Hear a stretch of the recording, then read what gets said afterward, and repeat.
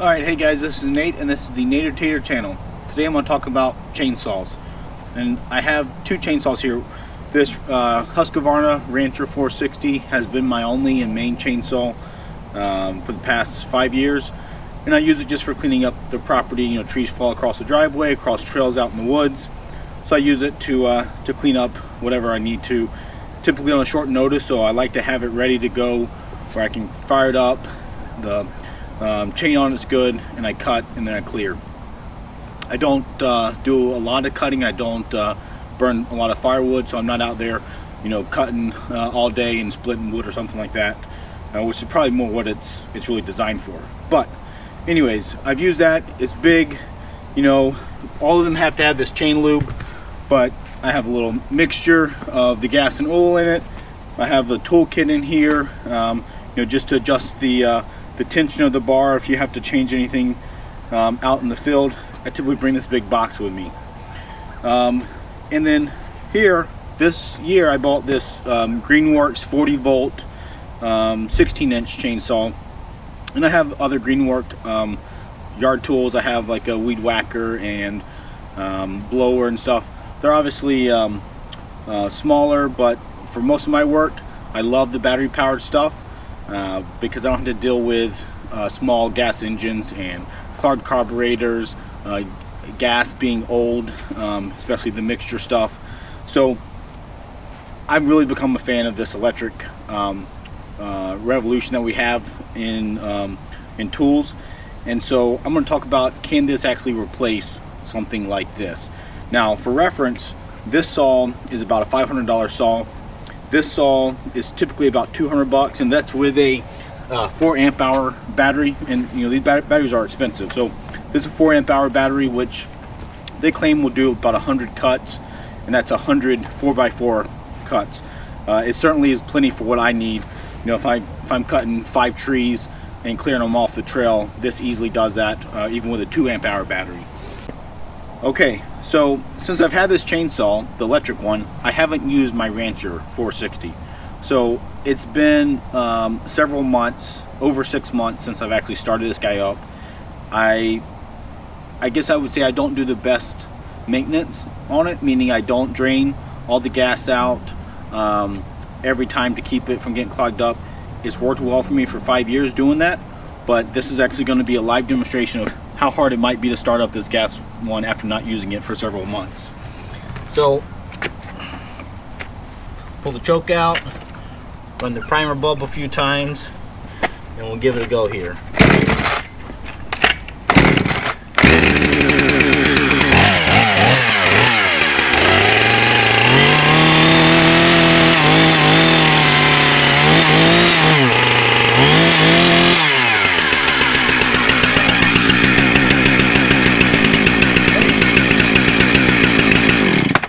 Okay, so there you go. It took a couple pull starts, but it started right up.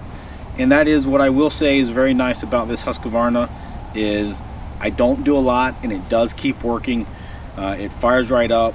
I do try to make sure I start at least once a year, and I do put fuel stabilizer in the fuel to keep it you know, lasting. But this fuel is probably 2 years old that's in there, and you know, the fuel stabilizer says about 3 years is what it's good for. But take that for what it's worth. I have been happy with this Rancher 460. It's been robust. I haven't done much besides keep the chain sharp or put a new chain on it, and it fires up and cuts for me. You know, this guy does still take the bar oil, so if I'm doing any extended cutting, which I'm typically not, I would have to bring some lube with me. But typically I just bring the battery, which just snaps in here into the case, and then it's a toolless for chain tension, so you can loosen that up and do all this stuff by hand. You don't need a little a chainsaw wrench tool. So typically I grab this, I throw it in the back, and I head out. So it's much simpler. I don't have to worry about gas, spark plugs, any of that kind of carburetor getting clogged up. But let's go see how it works out in the field as far as cutting power. Can it actually cut a tree up like a Rancher 460?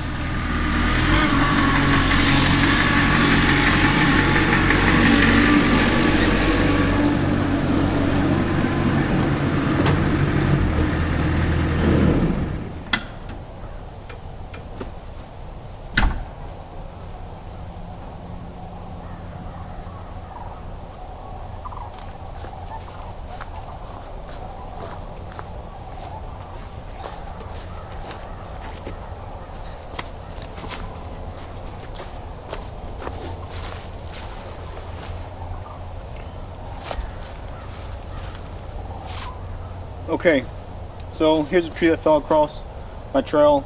Obviously it's not huge and it's dead, so shouldn't be hard to cut, but you know, we'll get going on it. I'll do a back-to-back cut so you can see how these two saws compare for this use here.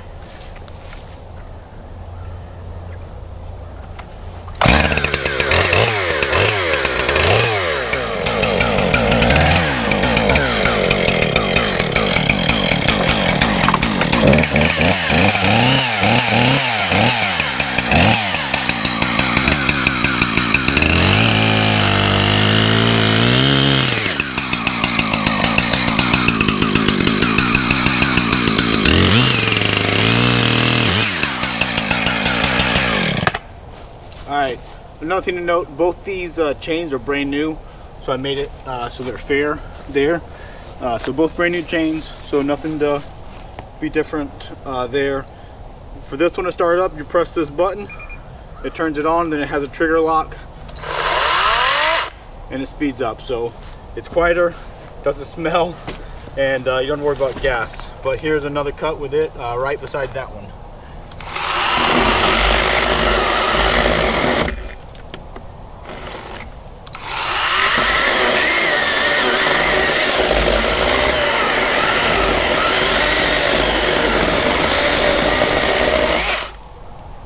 Okay, so obviously that was not as quick, and it's not as consistent there with the power, but it's plenty of power to cut this wood, and I have no problem with it. So this one I preferred for especially the easy jobs.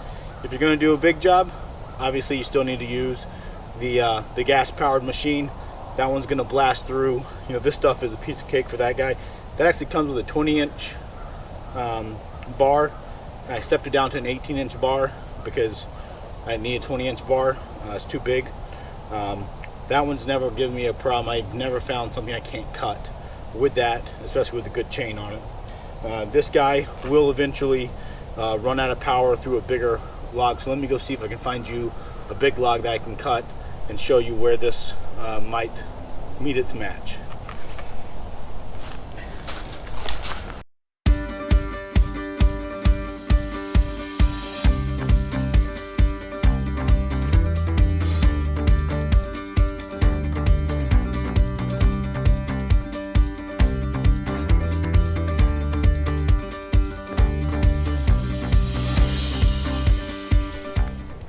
Okay, this tree was live and standing, and it was cut down this summer, so about 6 months ago it was cut, and it's about 20 inches long this way. You know, if I grab my 16-inch bar here, it'll show you it's about a little more than 16 tall, but then it's about 20 inches wide here.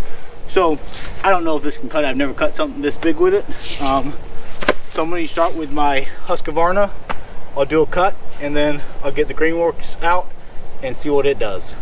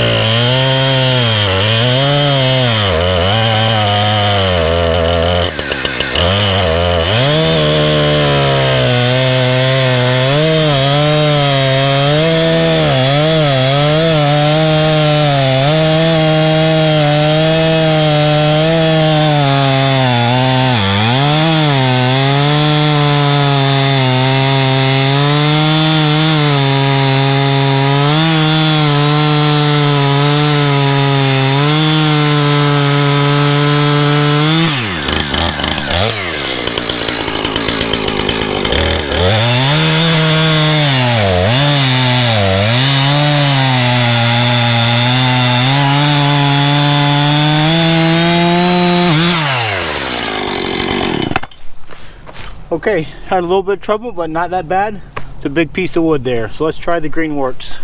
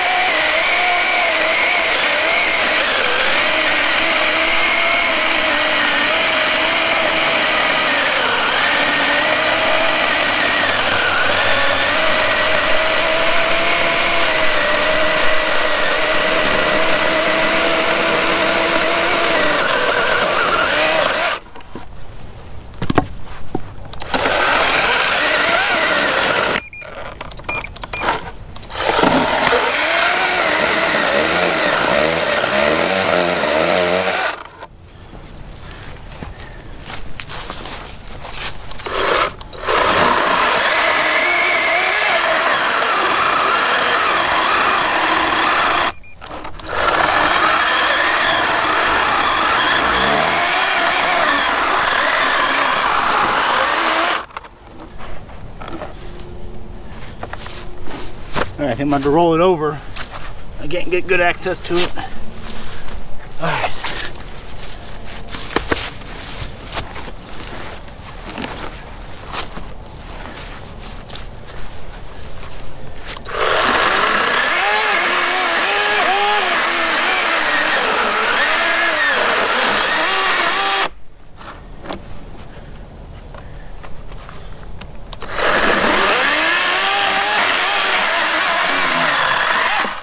All right,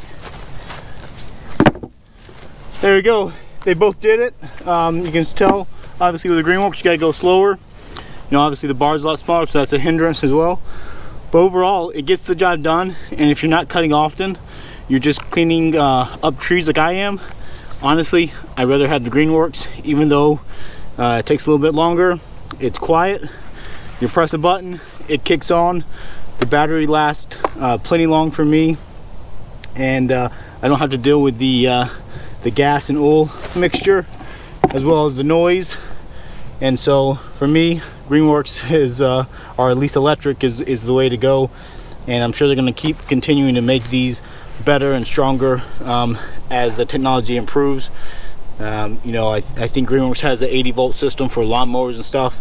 I don't think they have 80 volts yet for a chainsaw, but I can only imagine these are going to get better and better with time, and I look forward to it. I don't like carburetors. Okay, one thing to note on the electric chainsaws, there's lots of competition out there, and you know, I'm certainly not for any single brand. You know, this isn't a product advertisement for Greenworks. It just happens that's what I had from other tools, so that's why I bought it. I actually bought it on sale in March of this year for 136 bucks for the chainsaw and the battery.